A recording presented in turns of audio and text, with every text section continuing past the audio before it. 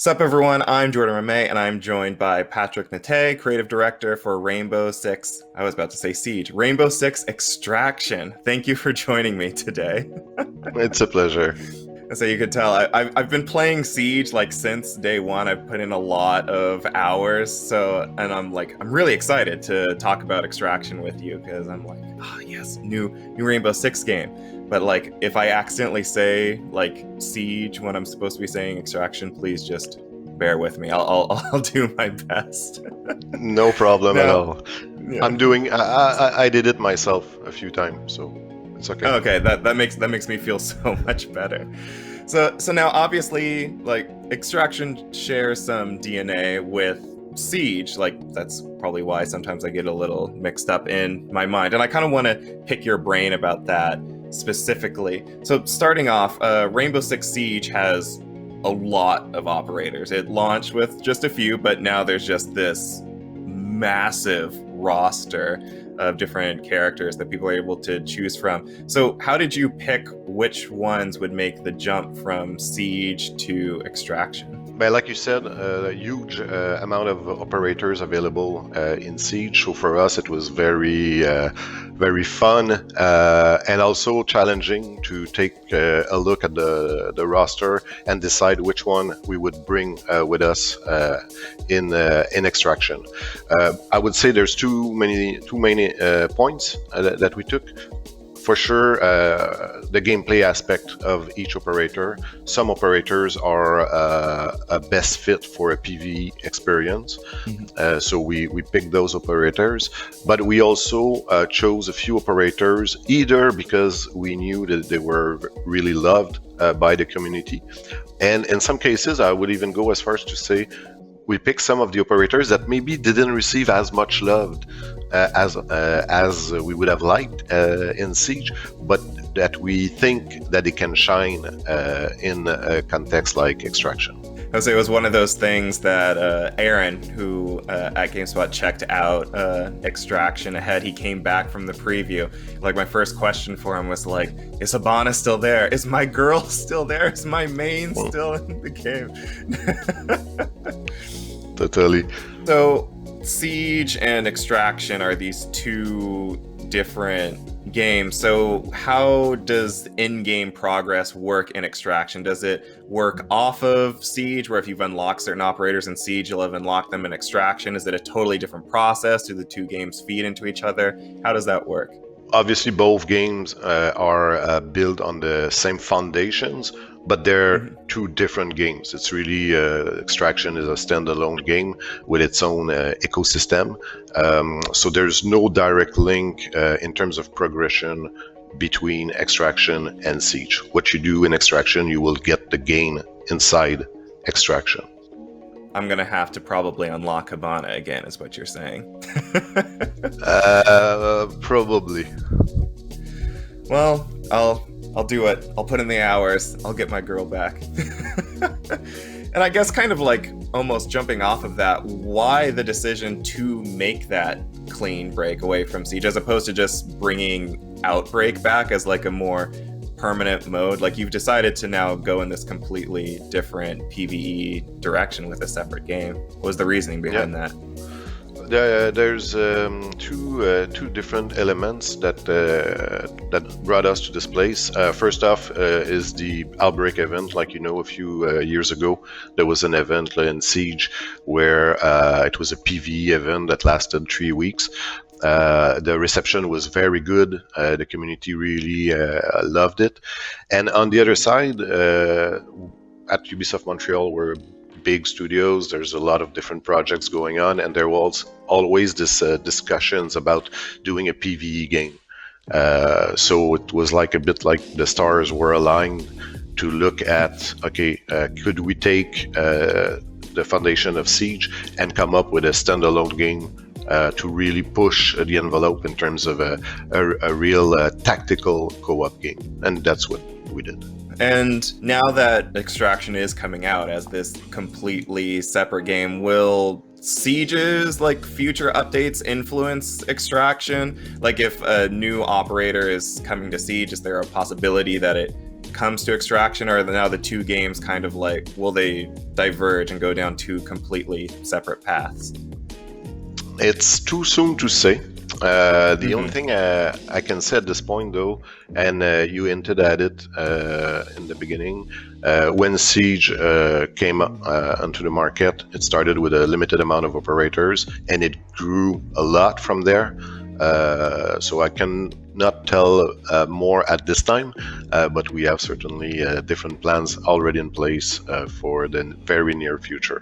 The tease. You have my mind racing at the possibility of maybe getting like brand new operators in Extraction, possibly even unique operators. I know you're limited. I know that you can't speak to it.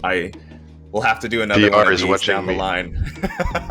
They have their finger over the button. It's like, we'll cancel this interview right here, right now. Don't test us. But let's talk story a little bit. Like, so what is the goal that Team Rainbow's trying to accomplish in Extraction?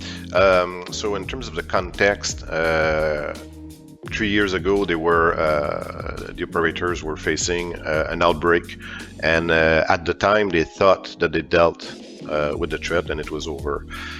In Extraction, they will very quickly and very abruptly realize that the threat is not only not over, but it evolved. It's not the same threat anymore. And a bit like the situation, worldwide situation that we lived in the last year, they don't know much about this new threat. So as an operator, you are going in incursion to go there and not necessarily to fight or to kill the enemy, but really to go and gather as much knowledge as you can on this unknown threat. And that way, the React team, the React Scientific, can analyze it and give you better tool to fight the threat. I say, and how exactly will Extraction tell its story? Is it just the traditional cutscenes? Is it like environmental world-building storytelling where people have to find clues during the levels? What's the deal? Yeah, I would say it's a mix of different things. For sure, at the core, the game, once again, it's a tactical co-op shooter. So we didn't want to put too much constraint and to force the players to listen to very long cutscenes. We know some players love it, some players have less interest for that. So we made sure that yes, there's going to be a few cutscenes. You'll have a lot of interaction with the handlers, the people that stay behind, and that gives you intel about what's going on, hints also about what you should do or not. And we also have what we call the codex, which is basically all the knowledge that you will gather while doing the objectives will go in the codex. So for the players that are very interested in understanding a bit more about the lore and the mysteries of the threat, the parasite, where it's coming from, what it wants, it will all be stored in the codex. And like you've hinted, we have a bunch of Easter eggs hidden inside the different maps. So you might have the time to find some, although be careful, the game is quite challenging. So it's, yeah. It's going to be a mix of, man, I know that there's probably like a secret in here that I really want to find. At the same time, oh, my friend is dying. I need to go back and save him. Exactly. And if I, a few days ago, I had a questions like that, and I was not necessarily aware of all the Easter egg that were in the maps. So I asked around, and I ended up having the full list, and I was blown away because I've been playing the game for quite a while now, and I would say I found maybe 10% of them. The 98 other percent I was not even aware it was in the game, and some of them are quite impressive. Okay, cool. Like as an aside, when PR is not watching anymore, just like pass me the list and we can discuss like lore secrets and stuff like that afterwards. I like to say, every man has its price. So let's talk. I say, so in your own experience playing Extraction, like you've mentioned already that there's like, it's still a bit of a tactical experience, but how does it, if in any way, like compare to Siege? Like, is it the same, like really tactical experience? Is it a bit more arcadey? Does it play pretty much exactly the same? What's the comparison? No, it doesn't play at all the same. Just the nature of it, having only 5 opponents, but 5 opponents that are human in front of you is not the same as being in a PvE environment.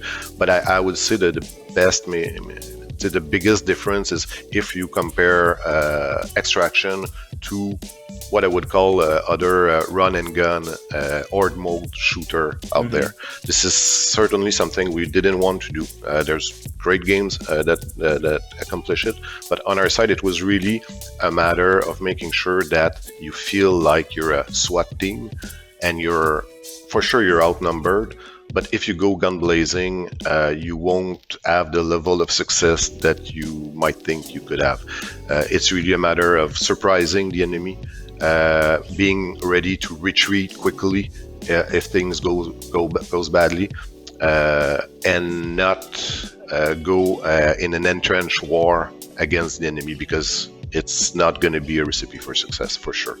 And could someone theoretically pick this game up and try to play through it completely on their own? Like, is there an offline version of this game, or is this like, no, you should probably find some friends online to play with? I would say for sure you can play the game from A to Z in single player, and it's very interesting. It's the same game. It's not something different. It's not a different mode. It's the same game,